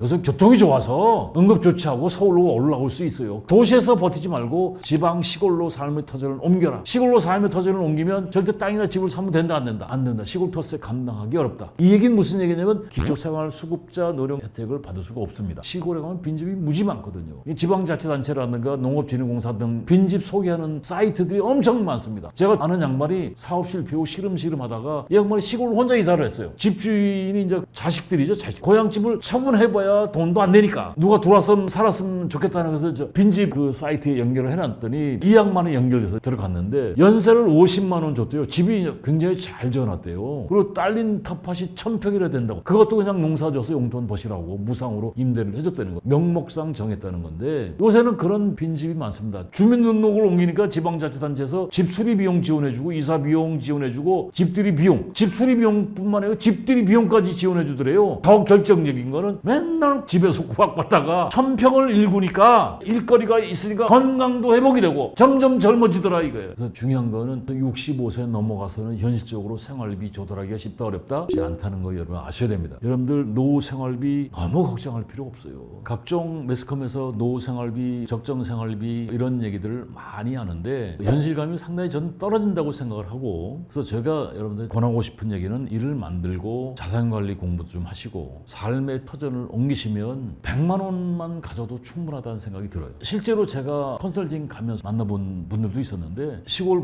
부부가 한 달 생활비가 30만 원이에요. 아니 그거 가지고 가능하십니까? 그러니까 부식비는 주변에 다 있고 갖다 주는 것들이 많다라고 하시더라고요. 도시에서 살 수 있으면 살되 그것이 쉽지 않다라고 하면 100만 원 정도만 벌 수 있으면 노후에 생활하는데 크게 지장이 없다라고 생각합니다. 노후의 생활비 너무 걱정하지 마시고 건강만 하시면 일을 할 수가 있고 제가 좋아하는 말인데 장소를 바꾸고 시간을 바꾸고 생각을 바꾸면 미래가 바뀐다. 여기에다가 꿈을 바꾸면 인생이 달라진다. 노후의 생활비 멋있게 살 수 있습니다. 반갑습니다. 제 이름은 이기훈이라고 합니다. 저는 기업 강의 및 컨설팅을 30년 정도 수행을 했는데 제가 강의 다녔던 회사들이 한 1000개 기업 이상인 것 같아요. 현대, LG, 삼성, SK 등등 컨설팅을 하면서 많은 삶을 보았는데 세상살이는 결국 인간관계인데 그 인간관계는 정답이 없습니다. 30년 이상 제가 이 관계에 대한 것들을 현장에서 많이 봤고 스타디를 했던 사람이니까 제가 여러분한테 말씀드리는 얘기는 이럴 수도 있다는 것들도 참고를 하시고 요새 MBTI가 유행을 하더라고요. MBTI 디스크, 애니어그램, 사상체질 이런 등등등을 가지고 인간관계 강의를 하는 젊은 친구들이 있는데 안타깝더라고요. 절대 인간관계는 가볍게 강의할 주제가 아닙니다. 본론에 들어가기 전에 좋아하는 시 희망찬 사람은 그 자신이 희망이다. 길 찾는 사람은 그 자신이 새길이다. 참 좋은 사람은 그 자신이 이미 좋은 세상이다. 사람 속에 들어있다. 사람에서 시작된다. 다시 사람만이 희망이다. 모든 게 사람으로 연결이 됩니다. 오늘 주제가 중년의 인간관계 인간관계가 힘든 이유가 뭔가? 제가 강의 중에 직장 생활에서 가장 힘든 게 뭡니까? 라고 질문하면 열의 9이 아니고 열의 10명이 하는 소리가 인간관계라고 얘기합니다. 그런데 여러분 인간관계가 인생에서 차지하는 비중이 어느 정도일 것 같아요? 보통은 뭐 7, 80%라고 얘기하는데 제가 경험한 바에 의하면 세상살이는 인간관계가 100%인 것 같아요. 모든 세상사 비즈니스가 인간관계로 통하거든요. 그런데 중요한 게 그렇게 힘들고 어렵고 인생사의 100%라고 하는 그 인간관계에 대한 공부를 한다 안 한다? 사람들이 안 합니다. 요새는 젊은 남녀가 사랑해서 결혼을 했는데 30%가 이혼을 한다고 그러더라고요. 그 이혼하는 이유가 뭐예요? 성격 차이라고 얘기하는데 결국 인간관계에 대한 공부를 안 했다는 얘기예요. 다른 가정에서 살던 두 선남선녀가 만나서 결혼한다는 게 뭐예요? 그게 인간관계잖아요. 그런 공부를 해보지 않으니까 가볍게들 생각을 하는 거죠. 그래서 이게 젊은 사람들이 인간관계를 강의하는데 MBTI 도구 가지고 하루 하면 진짜 재밌어요. 근데 그게 정답이 아니거든. 인간관계 정답이 없습니다. 삶이라는 거 한번 연상을 한번 해보죠. 삶이라는 걸 가만히 들여다보면 사람이에요, 사람. 그 사람을 한문으로 쓰면 인간이라고 그러죠. 그 인간이라는 뜻이 뭐예요? 인, 사람, 간, 사이죠. 사람 사이. 사람 사이라는 것은 너와 나가 있어야 된다는 얘기죠. 그런데 너와 나가 만나서 시간과 공간을 같이 공유를 하게 되면 관계가 만들어져요. 그것을 인간관계라고 얘기합니다. 길거리 지나가는 사람을 딱 쳐다보면서 저 사람은 나하고 인간관계야? 그건 인간관계가 아니죠. 그건 관계가 시간과 공간을 공유하지 않은 사람이기 때문에 인간관계라고 얘기할 수가 없죠. 사람과 사람 사이의 관계가 만들어지는데 영어로 인터레스트라는 말이 있습니다. 인터가 뭐예요? 사이라는 뜻이거든요. 인터 사이 이스트 무엇이 있다 라는 뜻입니다. 사이에 무엇이 있다. 사람과 사람 사이에 관계가 있는데 그 인터레스트라는 말이 관심, 흥미, 이해관계, 이익, 이자라는 얘기도 있습니다. 사람과 사람 사이에 관심과 흥미가 없으면 연결이 잘 안 된다는 얘기예요. 그리고 이해관계가 이익이 서로 주고받는 게 없으면 그 관계가 잘 연결이 매칭이 안 됩니다. 결국 이 관점을 잘 이해를 하셔야 돼요. 그러면 오늘 얘기하는 게 한 방에 솔루션 해결할 수가 있습니다. 사람과 사람이 만나서 결국 뜻이 통해야 돼요. 소통이 돼야 관계가 유지가 됩니다. 이 소통이라는 게 뭐냐면 막힘없이 잘 통한다는 뜻이죠. 사전 한번 찾아보시면 서로 뜻이 통하여 오해가 없음. 이게 가당치 않은 소리요. 그런데 사람은 가장 대표적인 특징이 뭐냐면 첫 번째가 알 수 있다 없다. 알 수 없어요. 두 번째가 사람은 다양하다. 세 번째 사람은 모두 다르다. 이런 사람들하고 막힘없이 소통한다는 것 어렵죠. 제가 한번 퀴즈를 한번 풀어보세요. 여러분들 냉면 먹을 때 면부터 먹습니까? 아니면 계란부터 먹습니까? 이걸 연구한 사람이 있더라고요. 면 먹고 계란 먹는 사람이 제일 많고 계란 먹고 면 먹는 사람이 있고 세 번째 노른자이를 풀어 먹는 사람이 10%예요. 어떤 사람은 이런 사람이 있더라고. 계란 반 먹고 면 먹고 계란 반 먹고 죽어도 국물 먼저 육수 먼저 먹는 사람이 있더라고요. 인간관계는 이거보다 더해요. 정답이 있어 없어요. 상대를 읽어내는 지혜를 거창하게 독심술이라고 합니다. 서울 사람들은 이제 출퇴근할 때 지하철을 주로 이제 타고 다니는데 아침에 지하철을 탔을 때 자리를 잡으면 그날은 굉장히 행복하지. 지하철에서 자리 잡기가 쉽다 어렵다. 어렵죠. 그래서 이 지하철에서 자리 잡으면 하루가 행복할 수가 있는데 그때 이야기하는 상대를 읽어내는 지혜를 가지고 있으면 대인관계가 상당히 또 무난할 수가 있죠. 그러니까 유튜브에 보면 인간관계에 대한 내용들이 책방에 가면 책이 선인들 현인들 내용을 인용해서 인간관계를 다뤄요. 그리고 이제 하는 소리가 그런 주제 많아요. 이런 사람 만나지 마세요. 나이 들어 이런 사람은 절대 피하세요. 친했던 친구가 나이가 들면 불편해집니다. 등등등. 그리고 자기 주장을 논리적으로 합리화시키기 위해서 노노사기, 손자병법, 장자노자 등 인용을 한다고. 그게 인문학이요. 그게 고전이잖아요. 여러분 고전 읽어요 안 읽어요? 이 인문학이라는 것은 인간에 관해서 탐구하는 건데 즉 사람을 탐구하는 학문으로서 문사철 시소화를 말합니다. 그래서 인간관계가 정말 어렵습니다. 정답이 없습니다. 해변의 모래알처럼 셀 수 없이 많은 별처럼 다양하고 알 수 없는 사람들과 엮어서 어렵게 연결돼서 관계가 만들어지는데 관계가 만들어지는 것도 진짜 대단한 인연이죠. 인간관계는 전철 타고 가다 저 길거리 지나가는 사람 저 사람 나하고 인간관계는 말이 안 되는 얘기잖아요. 시간과 공간이 공유가 돼야 인간관계가 되면서 갑각을이 나오고 이익, 관심, 흥미, 재미가 연결되는 거예요. 요게 없으면 인간관계는 유지가 안 됩니다. 근데 사람은 알 수 없어요. 다양하다. 다르다. 그래서 그거 가지고 엮어서 이렇게 책들이 나오는 거예요. 답이 없기 때문에. 예를 들면 가까운 사람하고 돈 거래를 하면 안 된다라고 너도 나도 얘기합니다. 친구 잃고 돈 잃고 하기 때문이라고 얘기하는데, 그러면 갑자기 급히 돈이 필요할 때 누구한테 돈을 빌려? 금융권 찾아갈 수 없어. 그럼 누구한테 돈을 빌려? 길거리 지나간 사람한테, 모르는 사람한테 돈을 빌릴 수가 있어요, 없어요? 모르는 사람한테 돈을 빌려달라고 하면 정신병자죠. 결국은 누구한테 돈을 빌려야 돼? 아는 사람한테 빌려야 되는 거예요. 맞잖아요. 그게 정답인 것처럼 얘기를 한다고. 인간관계는 정답이 없어요. 그래서 제가 오늘 두 가지를 얘기할 거예요. 인간관계의 불편한 진실이 무엇인가? 인간관계의 진실이 뭐냐? 인간관계는 너나 할 것 없이 모두 이기적이다. 인간관계는 거래입니다. 거래란 주고받는 것이에요. 젊을 때는 알고 지내는 사람들의 수가 굉장히 많은데 나이 들어 알고 지내는 사람이 현격하게 줄어드는 이유가 뭐냐? 젊을 때는 주고받을 수 있는 거래의 거리가 많아요. 왜? 현직에서 있기 때문에. 나이 들면 주고받을 수 있는 거리가 없어집니다. 현직에서 없어지기 때문에. 그래서 인간관계가 어렵다는 거예요. 인간관계가 나와 너가 갑과 을이 만나게 돼 있어요. 갑과 을이 만나면 비즈니스죠. 거래란 얘기예요. 여러분, 거래를 한다면 누구하고 거래하시겠어요? 생면부재 사람하고 거래하겠습니까? 그건 불가능한 얘기죠. 이왕이면 아는 사람하고 거래를 하겠죠. 이왕이면 아는 사람하고 거래하는데 그 사람보다 우선순위에 있는 사람이 어떤 사람이냐? 그것도 이왕이면 믿을 수 있는 사람하고 거래하겠죠. 그것도 오랜 시간 검증된 사람하고 거래를 하겠죠.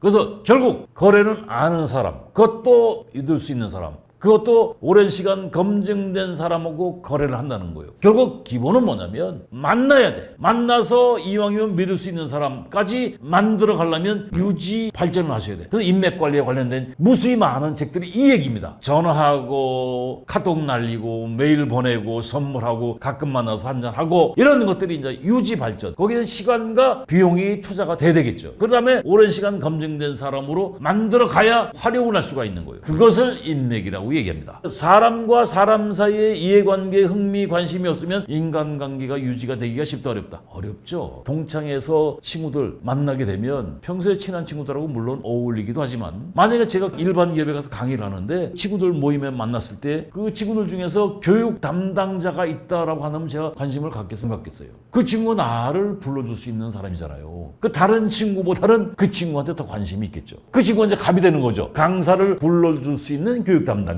갑이죠. 친구 사이인데도 그 친구는 저를 불러주면 을이 되는 거잖아요. 그러면 제가 그 친구한테 소주 한 잔 더 주죠. 그러니까 이해관계가 연결되지 않으면 관심을 갖게 돼 있어요. 이거 두 개만 여러분 명심하시면 인간관계는 솔루션이 딱 나오는 거예요. 한 방에 인간관계 해결할 수가 있어요. 관심, 흥미. 흥미는 재미가 있다는 얘기죠. 이렇게 이해관계, 이익. 상대한테 가불이니까 주고받는 것이 있으면 관계는 유지될 수 있다 없다? 유지될 수가 있죠. 근데 이거 잘 몰라요. 어렵게들 얘기하죠. 그러니까 교육 담당자하고 강사하고 관계는 어때요? 이해관계가 연결이 될 수가 있어요. 거래가 성사가 되면 귀한 존재가 서로 될 수가 있는 거죠. 그러면 서로 흥미가 있고 재미도 있고. 그러면 강사로서 교육 담당자, 이건 동창이지만 동창이 아닌 일반 기업의 교육 담당 부서에 있는 사람들하고 제가 강사로서 교수로서 매칭이 될 때 서로 주고받는 것이 있어야 관계가 계속 유지가 될 수가 있다는 얘기죠. 그래서 사람과 사람이, 인간과 인간이 만나서 관계가 만들어지는데 그 인간관계가 세상살이의 100%라고 제가 말씀드렸고, 이게 쉽다 어렵다, 정답이 있다 없다? 없다. 사람의 마음을 움직이게 할 수 있는 것은 무엇일 것 같습니까? 다른 사람을 내 편으로 만들 수 있는 방법은 무엇일 것 같아요? 그것은 우리가 생각하는 의리 이런 거 아니라는 거예요. 인정, 애정, 동정심 이런 거 아니라는 거죠. 사람은 상대에게 이익을 줬을 때 상대는 나를 위해서 움직여준다. 그러니까 어찌 보면 인간관계를 현실적이고도 냉철하게 보는 적절한 사고인 거예요. 이게 장사치가 물건을 거래하는 것처럼 사람들과의 관계도 거래라고 생각이 나이를 들수록 생각이 들더라고요. 여러분, 우리 부모가 자식을 키워낼 때, 내가 우리 자식을 키워낼 때 노후에 대한 기대감이 있겠어요 없겠어요? 없다면 거짓말이요. 아낌없이 주는 이유는 뭐예요? 노후에 내 자식이 나를 봉양할 것이다라는 기대를 하고 있다는 거. 아직도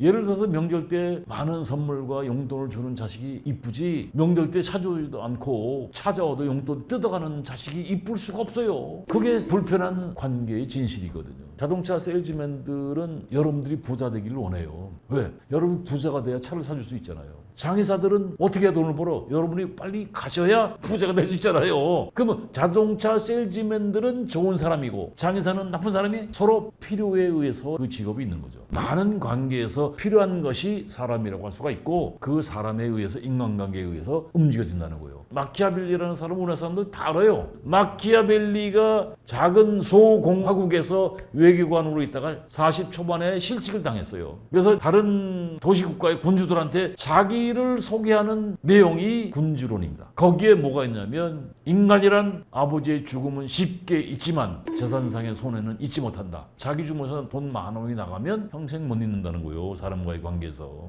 이거 대놓고 얘기할 수가 있습니까? 아빠가 너 키우는 것은 노후를 너한테 보장받기 위해서 너를 키우는 거야. 얘기 못 하잖아요. 인간은 이기적이다. 그리고 인간은 이기적이기 때문에 주고받는 것이 있어야 좋은 인간관계가 지속적으로 유지가 된다는 거예요. 그래서 인간관계의 속성을 잘 사람들은 드러내지 않죠. 인간관계는 주고받는 것인데 일방적으로 주기만 하면 재미가 있다 없다. 일방적으로 받기만 해도 관계가 유지되기가 쉽지가 않죠. 이게 실제 인간관계의 불편한 진실이라는 거예요. 사람과 사람 사이의 이해관계가 없으면 관심도 없어져요. 흥미도 없어집니다. 제가 세미나에 갔는데 모 회사의 교육부장이 참석을 했더라고요. 그 세미나에 3일짜리였는데 제가 4시간 강의를 했는데 저도 교육에 참여해서 이제 교육을 받았어요. 한 친구가 꽤 큰 회사의 교육비 예산을 굉장히 많이 쓰는 교육 담당 부서장이 있더라고요. 저는 어때요? 저 사람한테 곁을 좀 얻고 싶은 거예요. 그래서 명함 교환하고 괜히 가서 아는 척하고 마음속으로 창피하죠. 그래도 명색이 교수인데 제가 노력하면 그 사람이 갑이 되는 거고 제가 의뢰돼서 인간관계가 형성이 되는 거죠. 공통의 관심사를 만들기 위해서 자연스럽게 대화를 끌고 갔는데 쉽지가 않더라고요. 그 3일 동안 나름 많이 노력을 했어요. 그리고 전화하기 참 쉽지 않죠. 용기가 필요한데 차일피 미루다가 한 보름 후에 전화를 했어요. 전화했더니 교육부장이 전화를 받는데 반응이 어떻겠어요? 시큰둥하죠. 저도 그 정도까지 두껍지 않은데 그러니까 그 다음에 전화하기가 쉬워요, 어려워요. 상대한테 흥미를 주기가 쉽지가 않은 거죠. 그래서 인간관계는 이왕이면 누구랑 아는 사람하고 거래를 하고 그것도 이왕이면 믿을 만한 사람하고 거래를 하고 그것도 이왕이면 오랜 시간 검증된 사람하고 거래를 하겠죠. 여러분 인간관계는 관심, 이해관계, 이익, 흥미, 그럼 이제 공통의 관심사를 찾아내면 인간관계가 어떻게 되겠어요? 부드러워질 수가 있죠. 그래서 영업사원들이 고객을 만나기 전에 철저한 정보를 수집해서 거기 적절하게 대화를 풀어가죠. 근데 그런 게 없이 뭐 날씨가 좋네요, 고향이 어디세요, 뭐 상대가 관심을 갖고 좋아하는 것을 파악하기 위한 노력을 해야 관계가 유지가 될 수가 있습니다. 남자 여자가 만나서 상대에 대한 탐색들을 하잖아요. 연애할 때 상대가 갖고 있는 관심사를 이런저런 질문을 통해서 상대가 좋아하는 것을 주기 위한 노력을 한단 말이죠.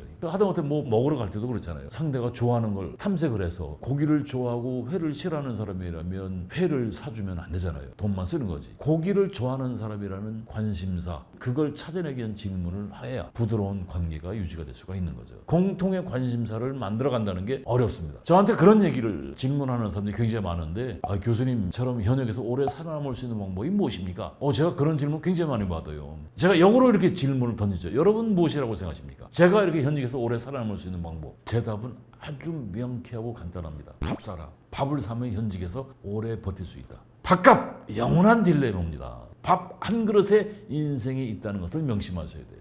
인간관계는 결국 인터레스트, 관심사, 공통의 관심사를 찾아낼 수 있다면 인간관계는 유지가 될 수가 있습니다. 근데 공통의 관심사가 결국 주고받는 것이 공통의 관심사가 될 수밖에 없어요. 그 공통의 관심사가 있으면 흥미도 끌리고 재미도 나올 수가 있고 그럼 만나고 싶죠. 그리고 이해관계, 이익에 의해서 움직여준다. 명심하시라고. 그래서 실제로 여러분 밥 잘 안 사죠? 더치페이 하자고. 이게 투자예요, 투자. 이게 참 어려운 얘기인데 밥을 잘 사는 사람이 현직에 있을 수가 있는 거예요. 그래서 제가 밥 많이 샀어요. 지금은 밥을 많이 사서 살아남은 친구들이 저하고 만나서 밥 먹으러 가면 형님 옛날에 밥 많이 샀으니까 제가 밥 살게. 밥 사요. 투자하는 가치가 있는 거죠. 인간관계는 거래라는 것을 명심하시고 아무래도 밥을 얻어먹는 사람보다 밥값을 내는 사람이 이쁠 수밖에 없는 게 인간관계예요. 그 사람이 호감이 갈 수밖에 없는 거죠. 나이 들면 이런 인간관계 정리하라. 나이 들어 친구가 없어지고 진정한 친구가 없이 사라지는 이유가 뭐냐? 나이 들면 친구가 필요 없는 이유. 먼저 연락 안 하는 사람 만날 필요 있다 없다. 연락하는 이유가 뭐예요? 관심사, 흥미, 공통의 관심사, 이해관계, 주고받는 것이 있어야 연락을 한다는 거예요. 이런 문제의 솔루션은 아주 간단합니다. 인간관계의 불편한 진실만 이해하시면 돼요. 인간관계는 이익에 의해서 움직여준다. 인간관계는 비즈니스다. 주고받는 것이 있어야 만날 만한 가치가 있고 만나도 재미가 있죠. 옛날부터 친구로 삼으면 안 되는 친구들이 있어요. 오무라고 하는데 무정, 정이 없는 사람, 무례한 사람, 예의가 없는 사람, 무식한 사람, 배울 게 없는 사람, 무도한 사람, 도의가 없는 사람, 무능한 사람. 그런 사람들은 그게 이 안에 있는 사람들이에요. 그 중국 사기의 화식열전에 이런 말을 써요. 등 따시고 배부른 사람이 예의를 알지 거지가 예의를 갖출 수가 없어요. 절대 갖출 수가 없는 거예요. 공자가 익자사무 손자사무 이런 얘기를 해요. 이런 사람하고 벗으라면 나한테 도움이 되고 이런 사람하고 벗으라면 해로운 사람이 된다. 나쁜 사람이 된다. 익자사무 정직한 사람, 믿음직한 사람, 지식이 많은 사람. 정직한 사람은 나의 잘못을 바로 잡아주고 믿음직한 사람들은 나를 성실하게 이끌어주고 지식이 많은 사람은 배울 점이 많죠. 그리고 손자사무는 뭐냐면 편한 것만 좋아하고 하기 싫은 거 싫어하는 사람이 있어요. 그 회사에도 아마 그런 사람이 있을 겁니다. 그런 사람들은 나를 나쁜 길로 이끌어냅니다. 진실되지 않고 그냥 가식적으로 면전에서 유순한 척하는 사람들, 이런 사람들은 아첨하는 벗이거든. 이런 사람들하고는 같이 어우러지면 안 되고 이런 사람들은 또 뒷담화를 굉장히 잘합니다. 번들에게 말만 잘하는 사람들, 말은 그럴싸한데 험담을 잘하는 사람들이에요. 이런 사람을 벗하게 되면 물들게 돼. 그래서 정도에서 무도한 사람이 되는 거죠. 노후에 피해될 사람들은요, 제가 이렇게 정리를 해보니까 5가지가 있어요. 첫 번째가 부정적인 사람. 부정적인 사람들 얘기를 나눠보면 알게 모르게 빠져듭니다. 모든 게 비판이고 잘 되겠지가 아니고 안 될 것 같은데, 이런 사람들 앞으로 가지 않고 뒤로 가는 사람들이요. 그리고 두 번째가 뒷담화 잘하는 사람들. 부정적인 사람들이 잘하죠. 뒷담화가 뭐예요? 뒤에서 가는데 왜 뒤에서 소곤소곤 거립니까? 이게 험담이거든. 대화의 거리가 머리에 등비 없으니까 결국 주변에 있는 사람들 비난 비평하는 것밖에 없어요. 평가하고. 그게 긍정적인 평가가 아니고 부정적인 평가거든. 그 부정적인 사람, 나이 먹어도 부정적인 사람은 부정적인 사람이에요. 뒷담화하는 사람, 이건 습관이 돼서 뒷담화 쳐요. 그리고 세 번째, 노후에 허세 부리는 사람, 자랑질 많이 하는 사람이 있습니다. 그러니까 노후가 되면 여러 가지 이유 때문에 경제적으로 차이가 날 수밖에 없잖아요. 젊은 사람들은 자랑질 잘 많이 안 합니다, 상대적으로. 근데 나이 먹은 사람이 만나면 줄 것도 없는데 모든 게 입으로 양기가 올라가지고 나온 거예요. 그러니까 자랑질만 해야 되는 거예요. 근데 내가 환경이 조금 안 좋으면, 몸이 아프다 그러면 건강 자랑하면 기분 좋아 나빠. 절대 나이 먹은 사람이 어디 가서든 자랑질하면 안 돼요. 근데 이게 자랑질하는 사람이 주변에 90% 이상이야. 알게 모르게 자식 자랑, 돈 자랑, 건강 자랑, 별걸 다 자랑질을 하더라고. 이게 습관입니다. 그리고 네 번째가 전화하지 않는 사람들이 있어요. 전화하지 않는다는 얘기는 뭐예요? 인간관계는 거래라 그랬죠. 그 사람이 전화를 안 한다는 얘기는 뭐예요? 너한테는 받을 게 없다라는 것을 딱 집어넣고 철벽을 쳐놓은 거예요. 전화해도 안 받아요, 이런 사람. 받았다? 억지로 받은 거예요. 마지못해 받은 거예요. 그리고 5번째, 정이 없는 사람이 있어요. 정이 없는 사람은 만나도 재미가 없어요. 노후에 친구가 줄어드는 것은 자연현상이요. 친구가 줄어든다고 걱정할 필요도 없습니다. 친구가 줄어드는 이유는 여러 가지가 있어요. 나이 들면 친구들이 너도 나도 체력이 떨어지니까 아프면 모든 것이 귀찮아. 친구를 만나는 것도 귀찮아. 만나봐야 재미가 있어 없어? 재미도 없어. 거기다가 나이 먹으면 뭐예요? 자랑질, 험담, 뒷담화, 부정적이야. 이게 무슨 얘기냐면 현직에 있지 않으면 주고받을 거리가 없으면 사람 점점 부정적이 돼요. 그 만나봐야 재미도 없어요. 그리고 친구에 대한 관심사도 상당히 떨어집니다. 그래서 자연스럽게 줄어드는데 고민할 필요 없어요. 나이 들면 친구가 줄어드는 것은 자연현상이다. 그리고 혼자 있으면 편합니다. 친구가 줄어드니까. 나이 들이 혼자가 편하고 어울리면 귀찮다. 젊을 때는 별로 자랑하지 않던 허세가 나이 먹으면 상대에게 줄 건 없으니까 자랑질만 해야 되는 거예요. 돈 자랑, 자식 자랑, 자기 자랑. 무슨 그 얘기 또 하던 얘기 또 하고 하던 얘기 또 하고 자랑거리가 서로 안 만들어지니까 건설적인 얘기, 설레이는 이야기는 없어지고 지겨워진다는 거예요. 자연스럽게 친구가 줄어들 수밖에 없죠. 65세 넘어가면 주고받을 수 있는 거리가 없어요. 그러니까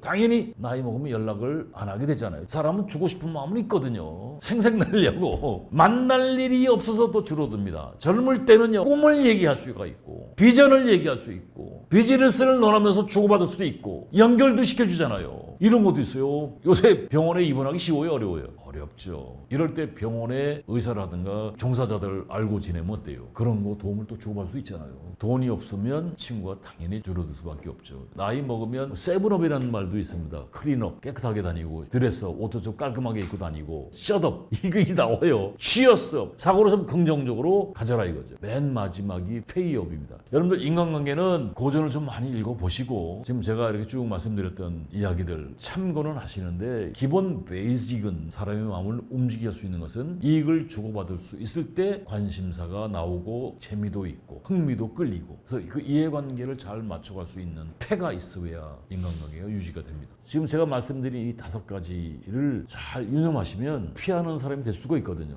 여러분 이야기일 수도 있습니다. 부정적이지 않고 뒷담화하지 않고 자랑질 많이 하지 않고 전화 자주 하고 밥도 많이 사고 그런 사람이 정이 있는 사람입니다. 고맙습니다.